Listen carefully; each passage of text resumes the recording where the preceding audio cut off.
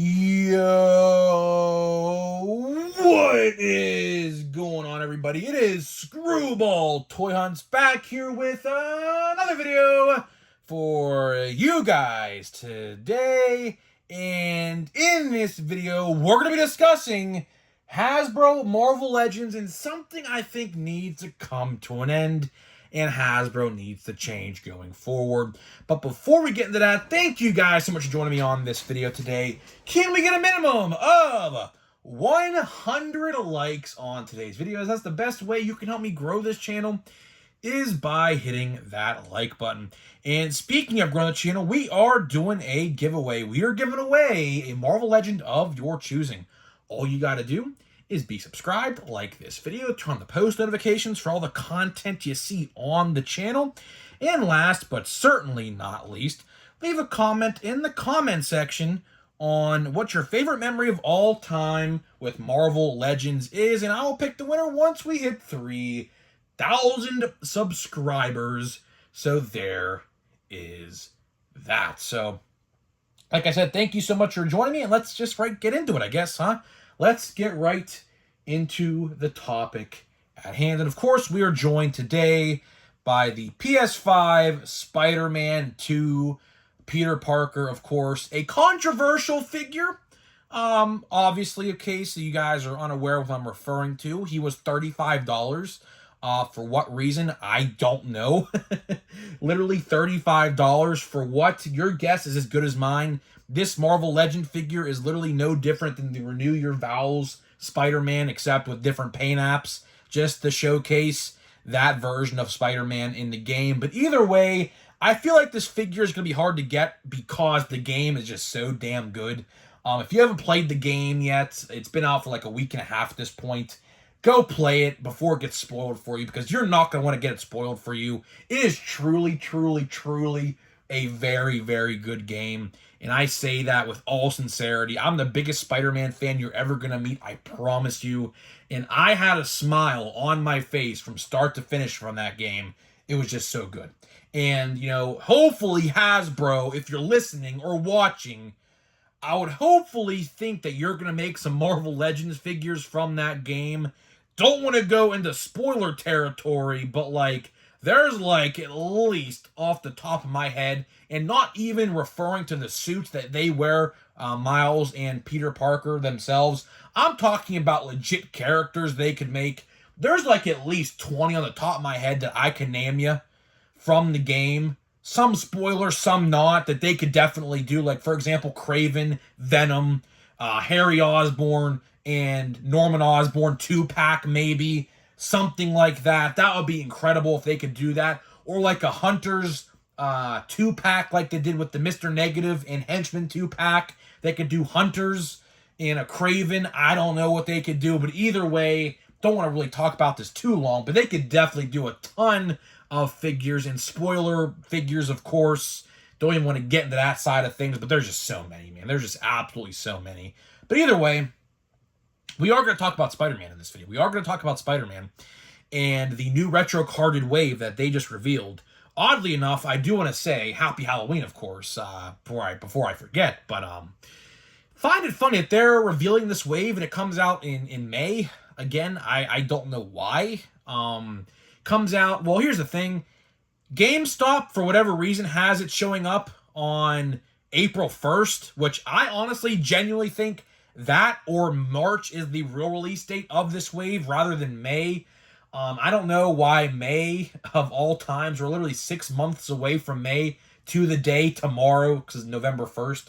And obviously, like, that just doesn't make any sense. But either way, the wave itself is good. I have no issues with the wave itself. Jack-o'-lantern, Tombstone, Hallows Eve. Of course, they were going to reveal those 3 around Halloween because they're, like, spooky season related, kinda. I mean, they have, like, the names of a Halloween character, essentially.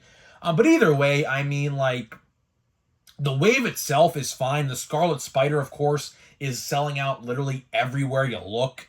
Rightfully so, because the other version that came out like in 2017 is like so much. Only problem I have with that figure is I wish they would have got a maskless Ben Reilly head. I don't know why we didn't. But you know what? I'm calling it right now. I think that we're going to get an Across the Spider-Verse wave in 2024, and I think we're going to be getting a cell shaded Ben Riley from the movie with an unmasked head, because of course he unmasks himself in the movie if you watch that movie, which is it's on Netflix I think right now, by the way. So you haven't watched it, what are you doing? Go watch it if you haven't watched it. But either way, I'm going to talk about something that Hasbro needs to change, because there is a big glaring change that is desperately, I would say, needed in the Marvel Legends game, and that is the retro carding itself.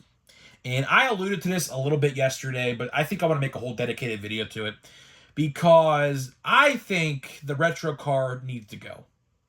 Maybe not go completely, but go in a way that we only get like one retro carded wave a year. Because I alluded to this yesterday. There were 4 retro carded waves in 2023. We had the No Way Home wave that hasn't hit yet, that's going to be very soon. Spider-Man Retro Wave 1 that came out in like January or February. What set was that? I don't even know what set that even was. We had another retro carded wave with the what figures? This wave right here with the Chasm and this Ben Riley right here. This one I have like sitting next to me. That wave. We had an Into the Spider-Verse wave, and we had an X-Men 97 wave, which I'll give that one the benefit of the doubt. 97 retro, that's fine, right? But for example, did we need a No Way Home retro card? Really? Now, I don't know about you, but a 2-year-old movie, and we'll even go as far as saying Across the Spider-Verse. Across the Spider-Verse came out in 2023. Does a movie that come out in 2023 and 2021 need a retro card? The answer to that is absolutely not. I think Hasbro is just getting lazy, and that is really what the point of this video is. I think Hasbro is absolutely getting lazy with their lines, because prices of Legends are going up and the quality of Legends is going down. Why do I say down? Because look at the production level and look at the quality of some of these Legends we're getting nowadays. Face scans are completely off. For example, the Kamala Khan of the Marvels wave, that head sculpt, woof, to say the least. The new MCU anniversary set that should be hitting your stores in November, by the way. That Thor, that secondary head sculpt for Thor, woof, to say the least. Do I even need to go on? I'm sure I could. But I will also say this. There are some other good Marvel Legends. They're not all bad. You know, there's a lot of great Marvel Legends this year. A ton of great Marvel Legends in 2023, which we will do a dedicated top 10 list of Marvel Legends figures of 2023 towards the end of the year, which I'm very excited for. We're also going to do Star Wars and WWE, I think, and we're going to do top 10 shelf warmers of 2023, which would be very fun, because that is a list that I have documented a lot. I have written those figures down in my notes all year long. So I have documented which ones have shelf warmed, and we will be talking about them, believe me. But either way, let's get back to the retro card. The retro card, of course, you know, it's needed sometimes. I ain't gonna lie, it is. Like, for example, the X-Men 97, right? Celebrating the return of the X-Men show from the 90s. You know, of course, the show takes place in 1997, picking up right where it left off. That was needed, all right? That was needed because, of course, fine. All right, another thing, retro carded Spider-Man figures from the 90s. Could we take away some that we get? Because we get a lot. I'm not going to lie. I'm a Spider-Man guy at heart. I am firmly am. But do we need all of these retro carded Spider-Man lines a year? Instead of that, put them in the regular packaging for Marvel Legends and give us a Build-A-Figure. That's my biggest complaint. My biggest complaint with this whole situation is that they are taking away Build-A-Figure opportunities, and then what they're going to do is they're going to put them in a deluxe figure form, like we're going to see with the Lizard, in case you guys are unaware with what I'm referring to. The No Way Home wave that we're getting could have absolutely had the Lizard in there as a Build-A-Figure. But instead, for whatever God's green earth unknown reason, they are saying that he is going to be a figure. They didn't say a deluxe, but come on now, it's going to be a deluxe. He's big and beefy. He's going to be a deluxe figure. They're giving him a figure.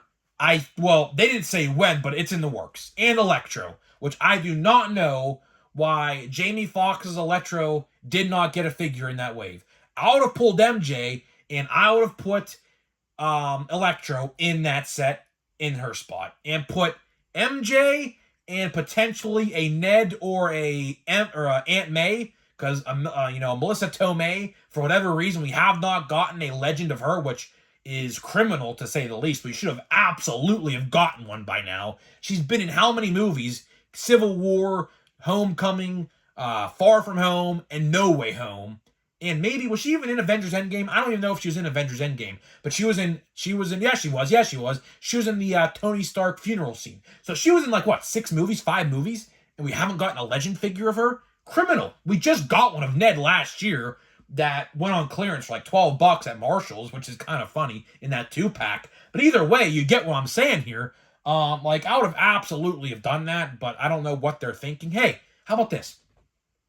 Maybe there's another Spider-Man wave coming out in 2024, which we don't know about yet, which I promise you there is. If you thought there was only one Spider-Man wave coming out in 2024, right.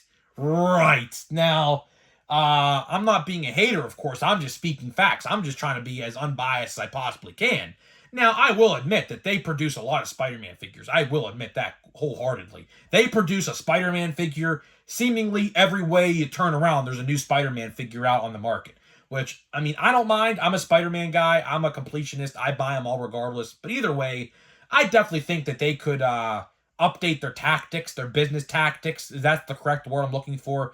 I think that they should go back to the regular packaging and actually give us Build-A-Figures in the packaging itself.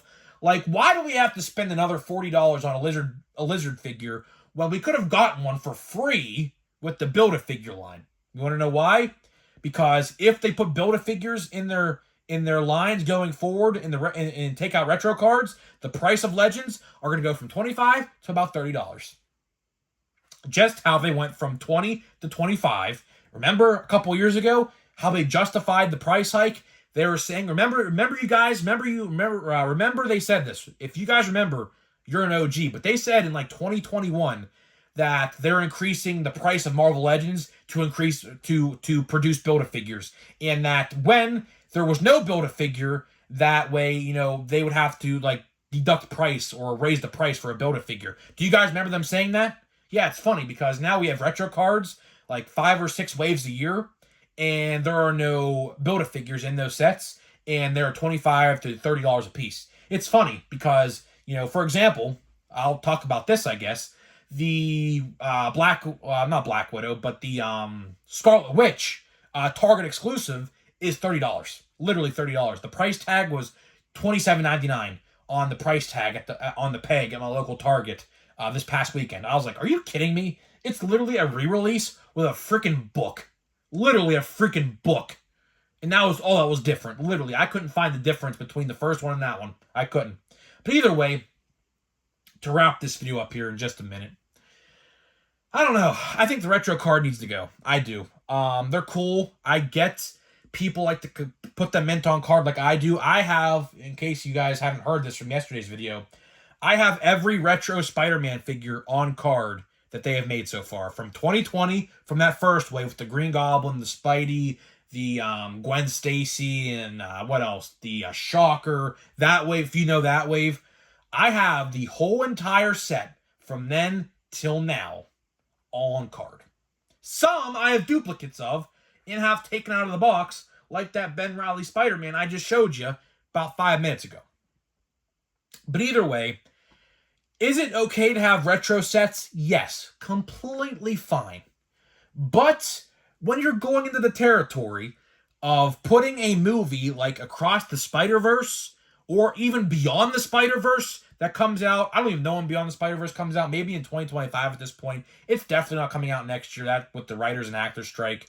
The movie hasn't even began production yet. So, like, yeah, it's not coming out next year. So, for everyone that was thinking it was going to come out April of 2024, not going to happen. Just the writer's strike and the actor's strike, unfortunately, kept that at a halt. But did Across the Spider-Verse and No Way Home need retro cards? The answer to that is no. Why do they do it? So that way they didn't have to put a Build-A-Figure in the wave and essentially lose money, because when they don't put a Build-A-Figure in, they are making more money as if when they do put a Build-A-Figure in, because of course cost and material they have to spend more on, and I guess additional sculpting and things like that. So I get why they do retro cards. Is it necessary sometimes? Absolutely. But sometimes, like we've mentioned in this video, the answer to that, sometimes it can be unnecessary, like we have discussed in this video. So hopefully you guys did enjoy this video. Let me know what you learned. What are your thoughts and opinions on the retro card wave? I'd love to know what you guys have to think about this. Do you think they should completely stop it? Do you think that they should slow it down like I think? Do you think they should keep it the same? Or hell, maybe they convert all Marvel Legends to the retro carded wave, which God help me if they do, and eliminate Build-A-Figures altogether. Because honestly, that's what it kind of feels like they're trying to do. Genuinely, honestly, that is my honest opinion. So guys, let me know what you think, and I'll see you guys in the next video.